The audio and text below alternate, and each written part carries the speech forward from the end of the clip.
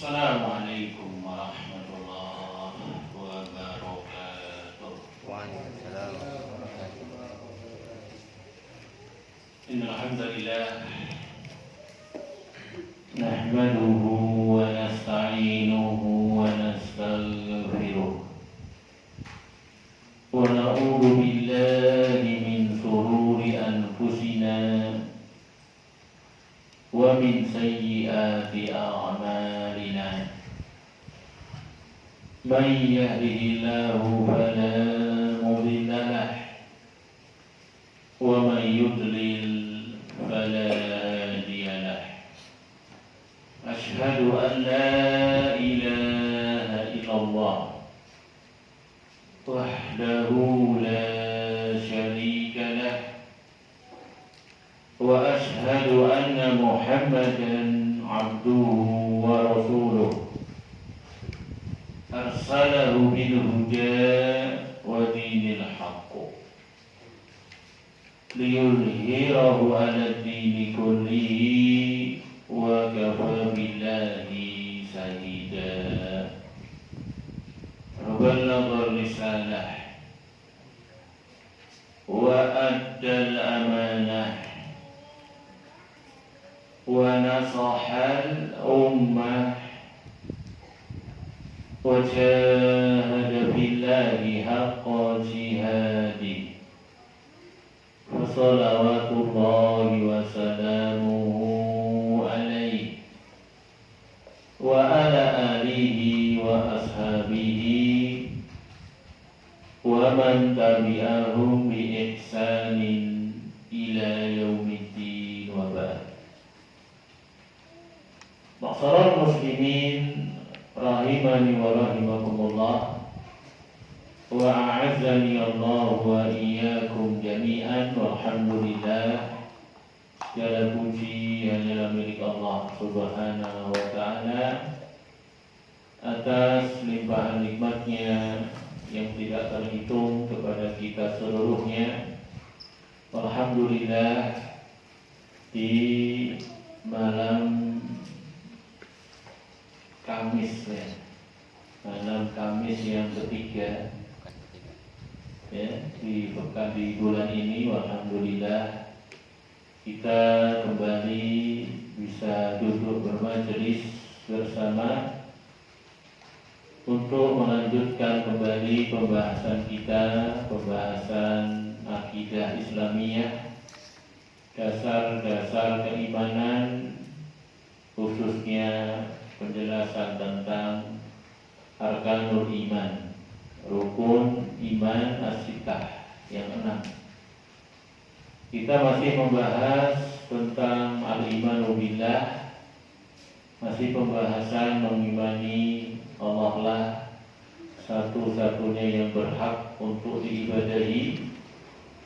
Masuk dalam pembahasan ini tentang syahadat yang kita ucapkan. Karena syahadat asyhadu an la ilaha illallah adalah persaksian, ikrar hanya Allah saja satu-satunya yang berhak untuk diibadahi. Makanya syahadat tersebut bukanlah hanya perlafatan dengan lisan saja, tidak. Tapi ada konsekuensi dari syahadat tersebut.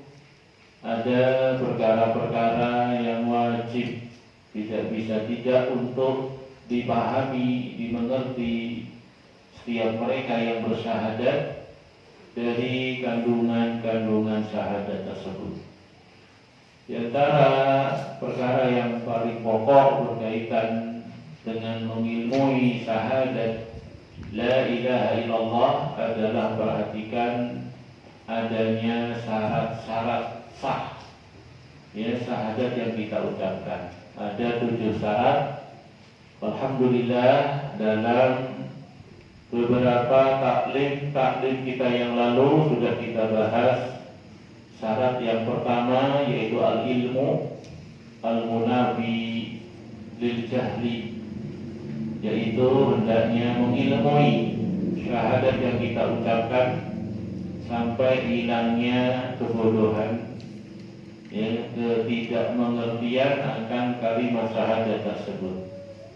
Demikian pula syarat yang kedua, al-yakin, harus meyakini yang sudah dia ilmui tadi, ya, sampai hilangnya keraguan-raguan, ya, dari ilmunya berkaitan dengan syahadat asyhadu an la ilaha illallah. Kemudian yang ketiga juga sudah kita bahas, al-ikhlas, ya, yaitu seorang yang bersyahadat harus ikhlas dalam amal ibadahnya, dalam ketaatannya. Dia murnikan, ya, semata-mata karena Allah, semata-mata dalam ibadahnya tulus ikhlas, mengharapkannya pahala, balasan, ganjaran dari Allah Subhanahu wa ta'ala, bukan balasan dari yang selain Allah, ya, dari riya, dari sum'ah dan yang semisalnya. Ya, cukuplah baginya dalam ibadahnya Allah saja sebagai saksi. Dia hanya perhatikan pandangan Allah, tidak kemudian mencari pandangan manusia. Dia bersihkan amal-amalnya dari segala macam ragam syirik dengan sekian banyak bentuk-bentuknya, ya, baik syirik-syirik yang kecilnya, apalagi syirik yang besarnya. Ini syarat yang ketiga sudah kita bahas, al-ikhlas, sampai hilangnya kesyirikan pada ibadah yang dilakukan oleh mereka yang bersyahadat ini. Kemudian yang keempat sudah kita bahas juga, asilku, yaitu jujur sampai hilangnya al-kadzib, bohong, dusta.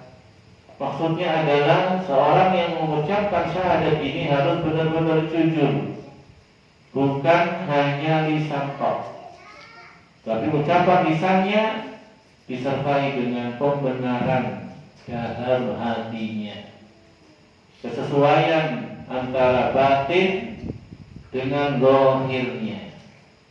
Kalau seorang hanya mengucapkan tok, tapi hatinya mengingkari, mengkufuri, tidak meyakini dan seterusnya, maka syahadatnya tidak diterima. Sebagaimana orang-orang munafik, ya, yang bersyahadat, tapi Allah mengatakan wa ma hum bimu'minin, mereka itu sebenarnya tidak beriman. Dan juga Allah mengatakan wallahu yashhadu innahum lakadzibun. Allah bersaksi bahwasanya mereka orang-orang munafik itu bohong dalam syahadatnya. Ini juga sudah kita bahas dengan dalil-dalilnya.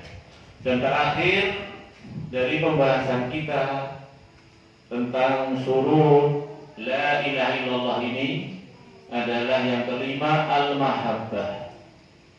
Seorang yang mengucapkan kalimat la ilaha illallah, ya, setelah dia penuhi syarat-syarat sudah kita bahas tadi, ya, yang kelima dia harus mencintai kalimat tersebut, mencintai apa yang terkandung, apa yang ditunjukkan, apa yang merupakan konsekuensi tuntutan dari syahadatnya la ilaha illallah.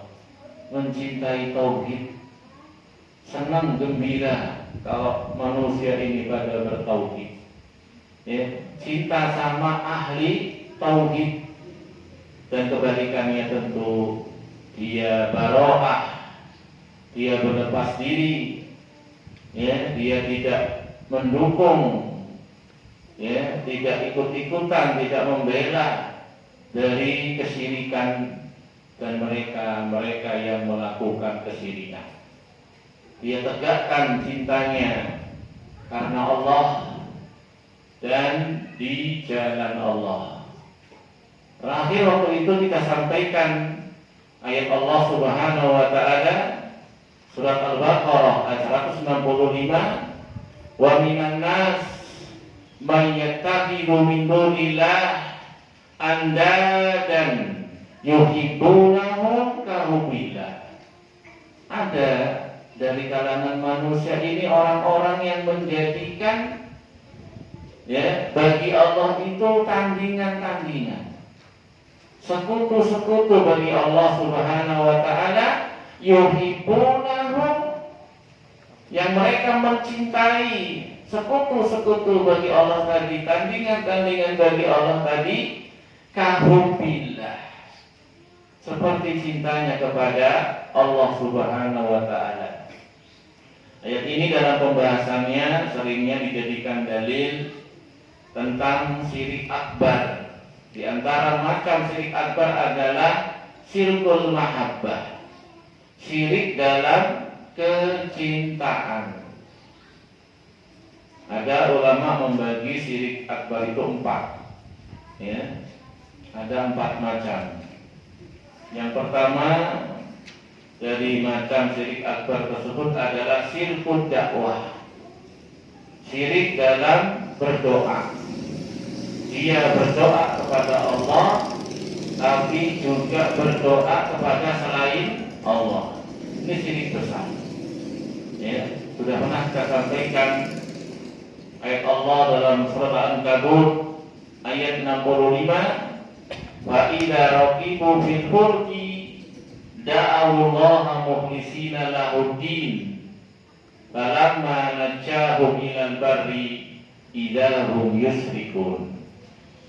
Adalah orang musyrik zaman dahulu itu raqibu fil fulki, apabila mereka berlayar di tengah lautan, kemudian dihantam ombak besar, dihantam badai yang dahsyat, hampir-hampir menenggelamkan perahu mereka. Allah kisahkan orang musyrik zaman dahulu dalam surat Al-Ankabut ayat 65 ini.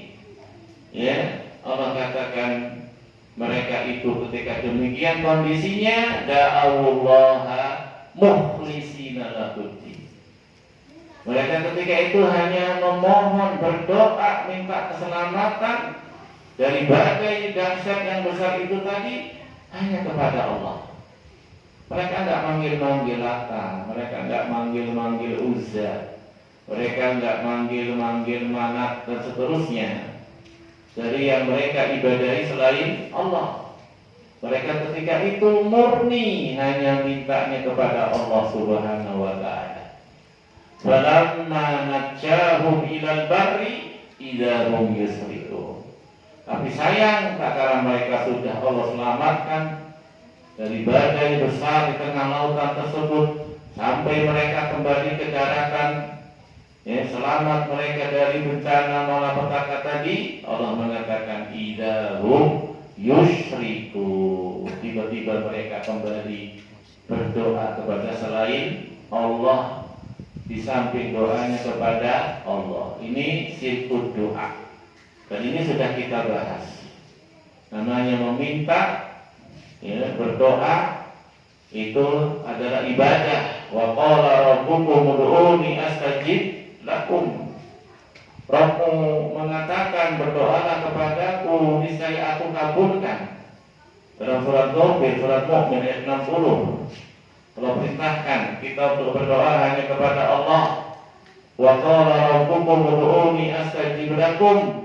Rabb kalian berkata, berdoalah kepadaku, niscaya aku kabulkan.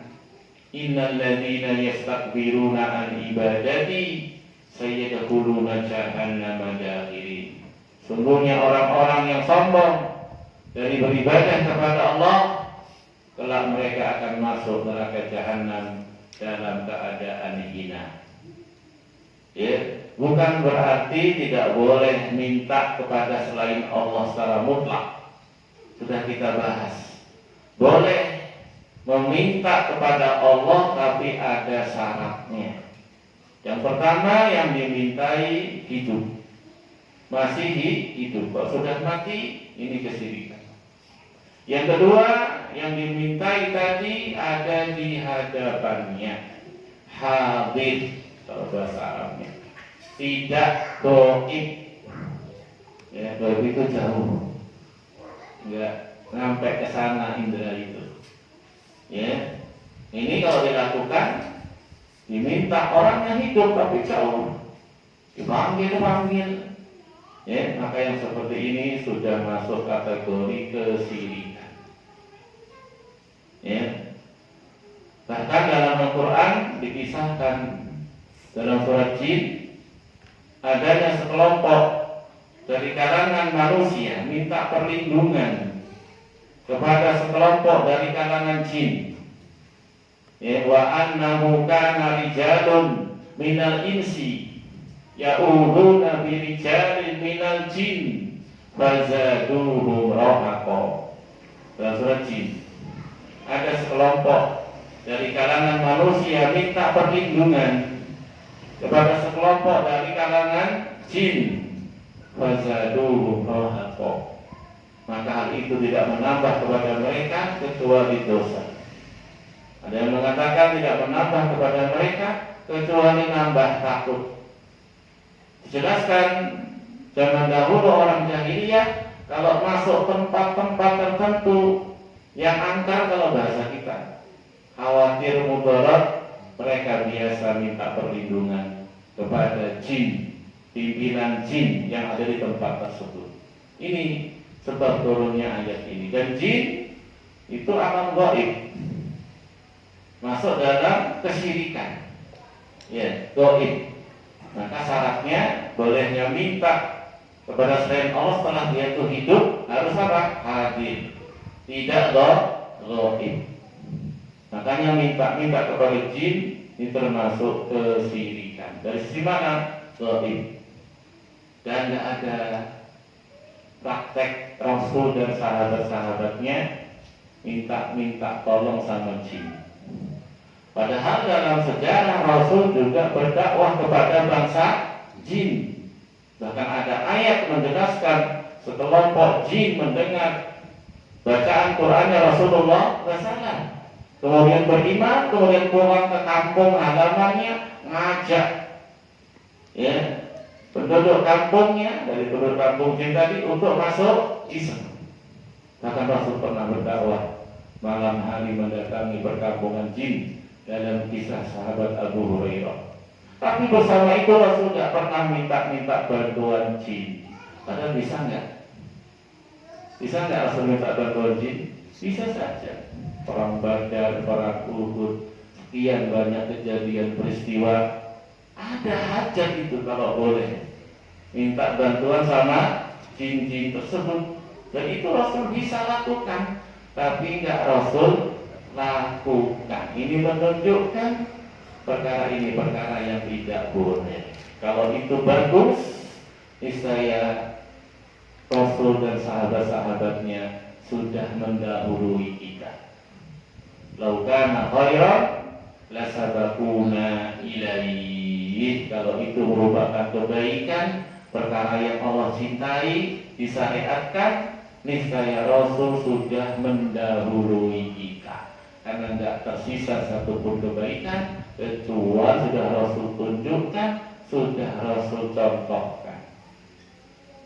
Ya, gaib nggak boleh. Jauh gurunya di Jawa sana, dipanggil. Bahkan kadang gurunya pesannya gitu. Saya punya saudara dulu nyantri juga di Jawa sana, dibekali mau pulang kampung. Tidak tahu bungkusan apa itu. Ketika dibuka kok pentol, korek api, jarum gitu. Apa isinya? Kata gurunya, kalau nanti kamu ada apa-apa panggil nama saya gitu. Betul ini gurunya. Nanti akan datang bantuan pertolongan di bawah gembolan. Ini kesyirikan. Jadi kalau ada apa-apa panggil gurunya. Bahkan ada orang-orang sufi itu kalau sholat ngadep foto syekhnya. Ada apa ya, kayak media siapa bahasanya itu ya, jarak jauh ya, hubungan jarak jauh. Jadi ke syekhnya dulu, nanti baru ke Allah. Jadi ada foto syekhnya. Dan itu kebiasaan orang-orang sufi jadi begitu. Ya, pengagungan kepada gambar-gambar foto syekhnya lewat perantara itu. Dapat ibadah itu ada foto di depannya gambar dari syekh. Nah, ini kadang dipanggil-panggil. Makanya ada kisah seorang syekh itu, maksudnya syekh yang al-sunnah ini ya, dia sedang berlayar di lautan, di ombang-ambing badai besar. Padahal kaum muslimin itu yang mereka panggil-panggil bukan Allah. Ada yang Syekh Abdul Qadir Jailani, ini panggil Syekh Abdul Qadir Jailani. Ada yang panggil Syekh apalah begitu, Badawi, yang ini Syekh apalah begitu. Banyak tarekat. Sampai saya itu mengatakan, ya Allah tenggelamkan saja ini perahu. Orang-orangnya musyrik semua, bahkan lebih parah dari musyrik zaman dahulu. Musyrik zaman dahulu itu Abu Jahal CS itu mendingan syirik ya. Kalau mereka kejepit seperti ini, ujung tanduk, mereka panggil Allah saja. Seperti ayat yang sudah kita bacakan, surah Al-Ankabut ayat 65. Ya sekarang lo yang ngaku muslim bersahadat, nggak mudeng dengan sahadat dari kamu. Kenapa? Inilah nggak manfaat sahadatnya, nggak ngerti syarat-syarat sahadat, nggak diilmui. Kondisi seperti itu yang dipanggil-panggil selain Allah. Begitu. Bahkan saya pernah menghadiri yang namanya teman bapaknya kiai punya pesantren di Kampung Utara sana, kayak di Kota Bumi. Masih SMA itu datang. Masya Allah, memang itu termasuk guru besar di sana. Itu ketika pemakamannya itu yang bawakan nasinya banyak, perwakilan dari yang kena ada di situ ngomong, para bapak, para ibu nggak usah ragu katanya, kalau ada hajat keperluan datang ke kuburannya. Itu kuburannya nggak dikubur di tempat umum, kubur di dekat pondoknya, dekat masjidnya. Dan itu juga kebiasaan yang salah, nggak boleh ya. Ini termasuk sebab munculnya kesyirikan, pengagungan kepada kuburan ketika tokoh besar mati tidak dikuburkan sebagaimana umumnya kaum muslimin, dikuburkan di tempat khusus, biasanya yaitu tadi di dekat masjid pondoknya, dan dia bangun, dia pendirinya di situ, bahkan kadang di mihrab. Nah ini masalah kesyirikan. Dikatakan itu oleh yang jadi perwakilan itu, biasanya kalau ada yang ngomong gitu ya. Jadi para jemaah nggak usah ragu katanya untuk datang ke kuburannya kalau ada hajat keperluan. Jadi apa sih SMA butuh belajar. Cuma saya ingat betul ya kejadian tersebut. Dan ini masih banyak di masyarakat kita. Ya, tempat-tempat keramat, kuburan-kuburan keramat yang diagung-agungkan, di situ dimintai selain Allah. Itu syirik akbar, syirkun dakwah namanya. Yang ketiga, perkara yang diminta itu harus perkara yang dalam kemampuan makhluk, yang makhluk bisa. Hidup ada di hadapannya, perkara yang diminta, perkara yang makhluk mampu. Memang dalam kuasa dia, bukan yang di luar kuasanya. Minta selamat, minta tolak bala, cepat jodohnya, laris dagangannya. Ini nggak bisa makhluk. Turun hujan, tumbuh tanaman, panennya panen raya, nggak ada halangan, nggak ada gangguan, nggak ada hama. Ini nggak bisa makhluk. Itu kuasa Allah. Kalau sudah mintanya di luar batas kemampuan makhluk, diberikan kepada ini kesyirikan. Ini masalah muslimin syirkun dakwah. Kemudian ada syirkun ta'ah, syirik dalam ketaatan. Biasanya dijadikan dalilnya adalah Al-Quran surat Al-Baro'ah atau At-Taubah ya. Surat Baro'ah sama dengan surat At-Taubah. Ayat yang ke-31 di mana Allah Subhanahu wa taala menyatakan tentang ahli kitab. Ittakhadhu ahbarahum wa ruhbanahum arbaba min dunillah. Mereka itu menjadikan ahbar, yaitu ulama-ulama mereka, waruhban, ini rahib, ahli ibadah mereka, arbaba min dunillah, sebagai rob-rob selain Allah. Ya, ahli kitab menjadikan ulama-ulama mereka, ahli ibadah mereka sebagai rob-rob selain Allah.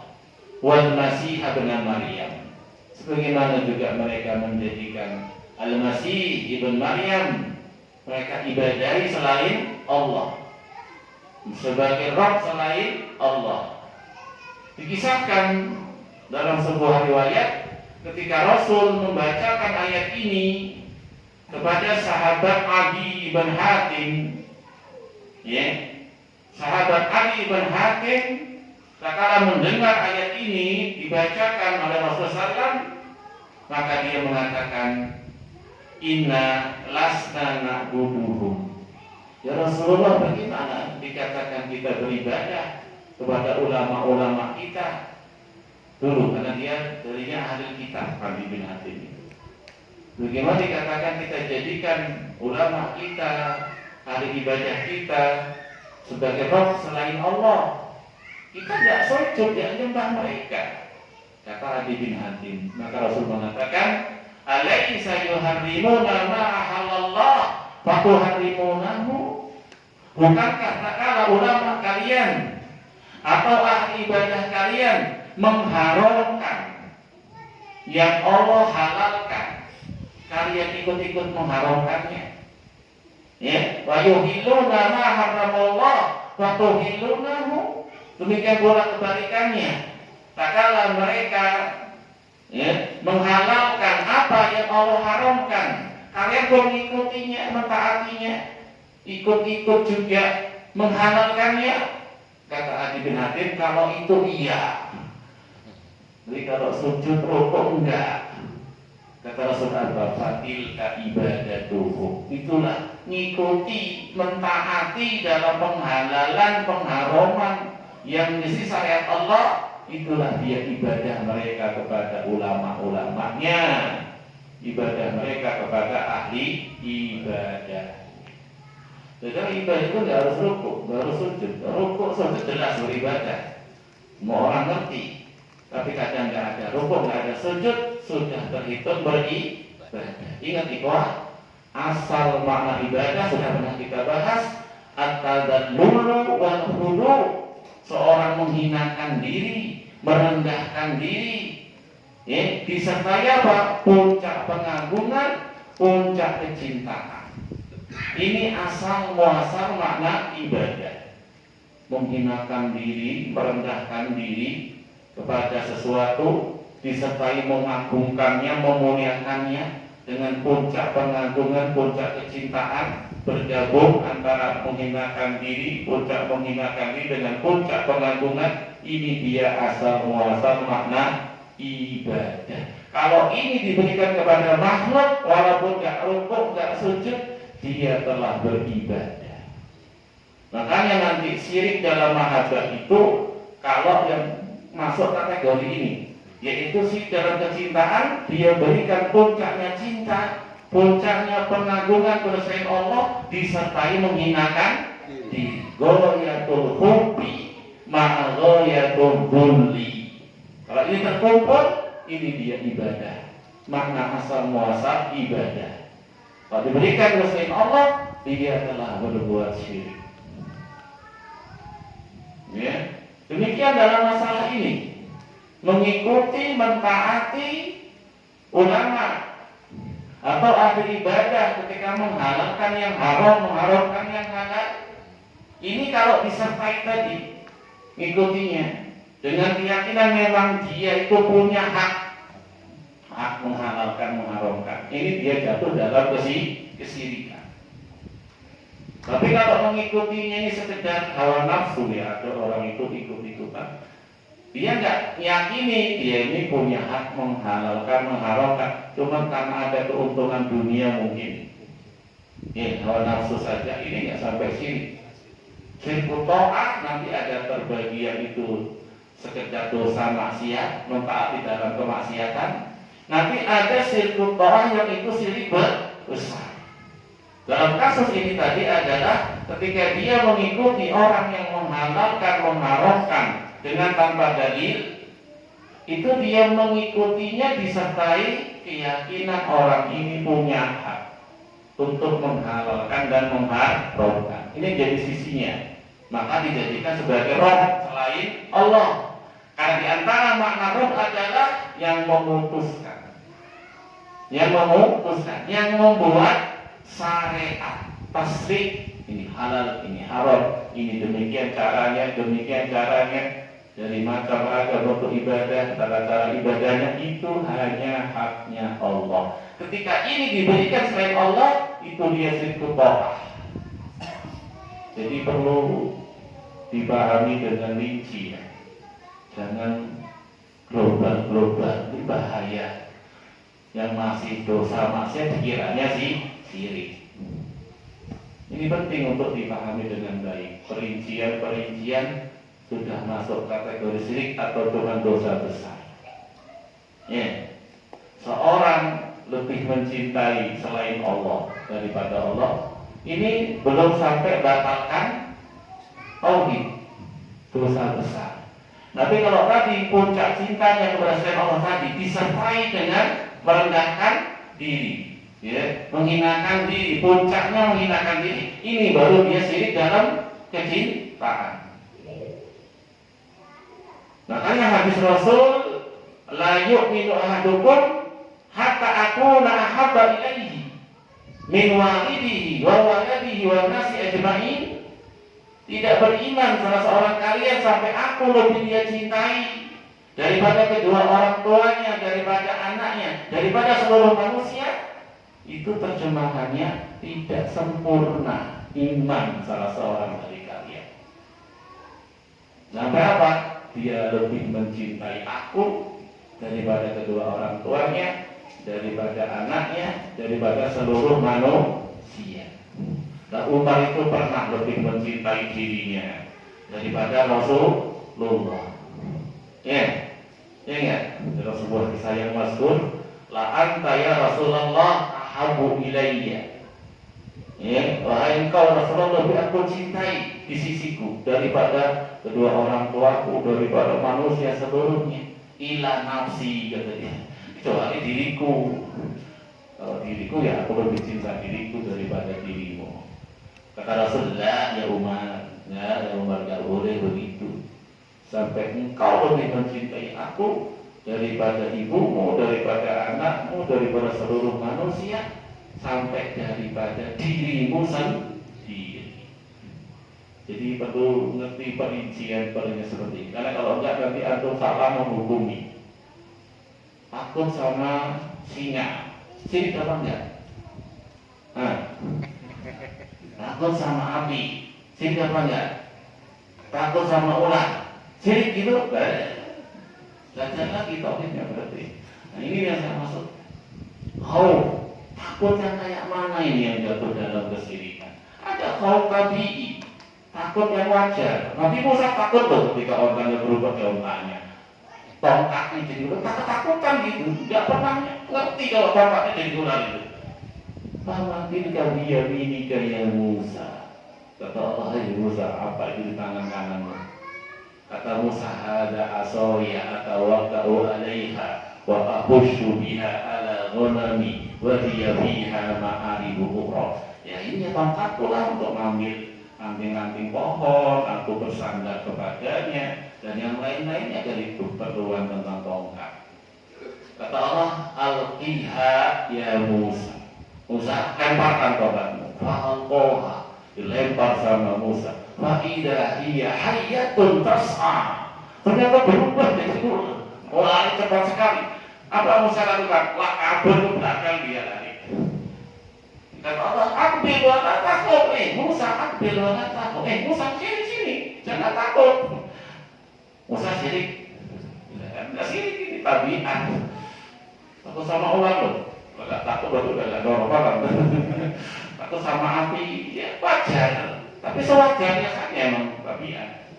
Ini kok takut disertai nanti tadi pengagungan, ya merendahkan diri. Nah ini nanti sudah takut ibadah kayak gitu.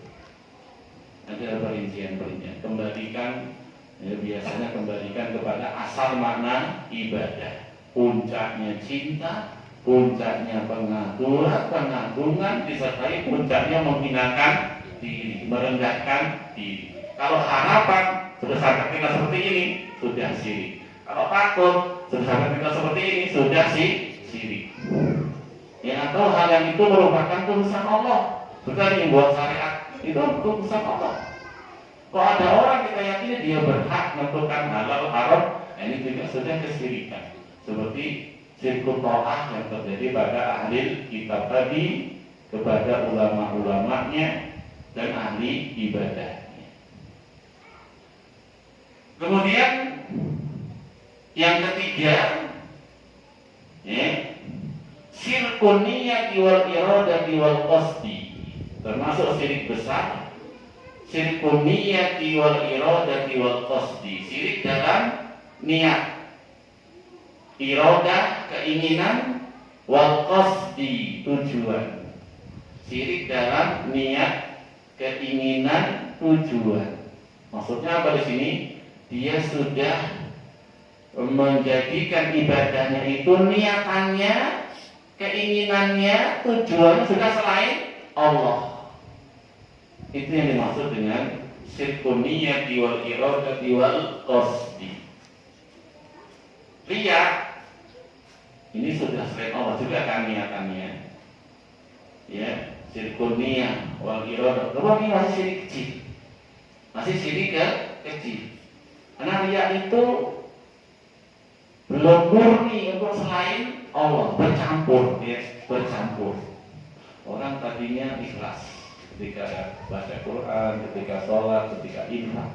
Kok ada orang yang riya, misalnya begitu. Nah, muncul riya, muncul pamer, ingin dipuji. Tapi dikatakan apa? Yasir, sedikit. Ada keinginan ingin dipuji. Yang tadinya sudah tulus ikhlas, muncul sedikit ingin dipuji. Ini namanya riya. Ini masih sedikit kecil. Tapi kalau sejak awal infak, awal baca Quran, awal sholat, sudah niatnya itu manusia, ini sudah syirik besar. Sudah syirik besar. Sudah masuk syirkul iradati, syirkul niyati wal iradati wal qasdi. Begitu. Jadi riya itu keinginan yang sedikit muncul, yang tadinya tuh tulus ikhlas. Kalau dari awal sholat, awal baca Quran, awal umroh, awal haji, awal ibadah yang sudah niatnya selain Allah, itu syirik besar, sudah bukan riya lagi. Riya itu muncul di tengah-tengah kadang-kadang begitu. Ya, di tengah-tengah ketulusannya muncul gangguan, muncul gejolak, mengharap selain Allah. Dan itu sedikit, lintasan-lintasan begitu. Itu namanya riya yang syirik kecil. Jadi kalau sudah dari awal memang sudah selain Allah niatannya, itu syirik besar. Syirkul niyati wal iradati wal qasdi itu. Kemudian yang keempat yang jadi pembahasan kita, syirkul mahabbah. Terus kita sampaikan syirkul mahabbah itu, ya, ketika dia mencintai dengan puncaknya cinta selain Allah, disertai dengan apa? Puncaknya menghinakan diri, puncaknya merendahkan diri. Ini sudah masuk kategori syirkul mahabbah, syirik dalam kecintaan, syirik besar. Ya, kemudian kemarin kita sampaikan, ya, di sini saya bawakan lebih lengkapnya. Qala al-allamah Ibnu Qayyim rahimahullah ketika membahas surat Al-Baqarah ayat 160, ya, 5 yang sudah kita bacakan tadi, wa minan nas mayyatahidu min dunillah andadan yuhibbunahum ka hubbillah. Ada dari kalangan manusia menjadikan tandingan-tandingan bagi Allah, mereka mencintai tandingan tadi seperti cintanya kepada Allah. Ketika dijelaskan ayat ini, Ibnu Qayyim mengatakan wa huna arba'atu anwa' minal mahabbah. Di sini perhatikan ada 4 macam kecintaan. Ada 4 macam kecintaan. Ya, yajibu tafriqu bainaha. Wajib bagi setiap kita untuk bisa membedakannya.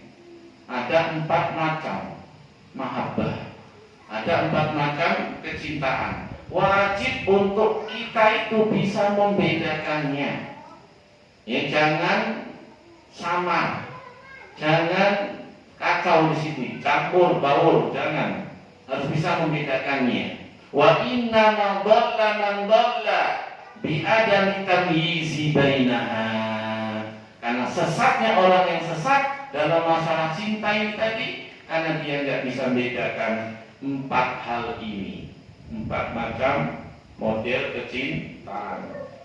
Ya, kemarin kita katakan manajemen cinta. Ya, manajemen cinta. Yang pertama mahabbatullah. Yang pertama mencintai Allah. Ya, wala takfi wahdaha fin najati min adabillah wal fawzi bisawabi. Sekedar nomor 1 ini, cinta kepada Allah kok belum cukup. Belum bisa menyelamatkan dari adab, belum bisa meraih kesuksesan masuk surganya Allah. Kalau modalnya cuma 1 ini, cinta kepada Allah saja. Mengapa? Fa innal musyrikina wa ubadas salibi wal yahuda wa ghairahum yuhibbunallah. Karena orang-orang musyrik juga cinta kepada Allah. Ya enggak? Kata beliau, karena orang musyrik juga cinta kepada Allah. Nah, kalau kita modalnya cuma cinta kepada Allah, belum beda sama orang musyrik. Coba perhatikan ayatnya. Ada di kalangan manusia itu menjadikan tandingan-tandingan bagi Allah. Dia mencintai tandingan tadi seperti dia mencintai Allah. Cinta nggak dia sama Allah? Cinta, cuma disebutkan. Kata beliau, orang musyrik juga cinta kepada Allah. Kalau kita cuma bawa ini toh, cinta sama Allah toh, belum beda sama orang musyrik. Ikhwani wa akhwati fillah, cinta kepada Allah itu fitrah. Coba kemarin sering kita jelaskan, kalau ada orang suka bantu antum, suka nolong antum cinta nggak sama orang tersebut? Secara fitrah pasti cinta. Ya, terus kita kasih contoh ya. Antum nggak punya beras, kasih beras. Antum punya utang, dilunasi. Karena antum sakit, berobat, tak tanggung. Pokoknya diantarkan ke rumah sakit, ditungguin. Antum nunggak, SPP dilunasi juga. Antum kesusahan, dikejar-kejar orang apa, dibelain sama dia. Antum kita nggak sama orang yang seperti ini kira-kira? Mesti nggak misalnya, itu sudah fitrah. Fitrah kita itu mengagungkan, memuliakan, mencintai orang yang berbuat baik kepada kita. Rasul katakan tahabu. Coba saling ngasih hadiah. Nanti kamu saling cinta. Makanya Al-Imam Hasan Al-Basri kalau nggak salah mengatakan, laisa sa'nu an tuhibba, walakin sa'na an tuhabba. Urusannya bukan bagaimana kamu mencintai Allah. Kalau itu jelas. Tapi urusannya bagaimana kamu dicintai Allah. Kalau mencintai Allah, semua yang ada pada kita itu menuntut untuk kita cinta kepada Allah. Yang ngasih antum jasad ini, ngasih mata, ngasih telinga, ngasih hidung, ngasih nikmat begitu banyak. Masa antum nggak cinta sama zat yang ngasih itu seluruhnya? Tabiat. Makanya nggak cukup kalau modal cuma cinta kepada Allah, masih ada yang lain. Dan kemarin sudah kita bahas, dan nanti kita singgung lagi. Nah, sudah isya ya, kita sholat isya dulu.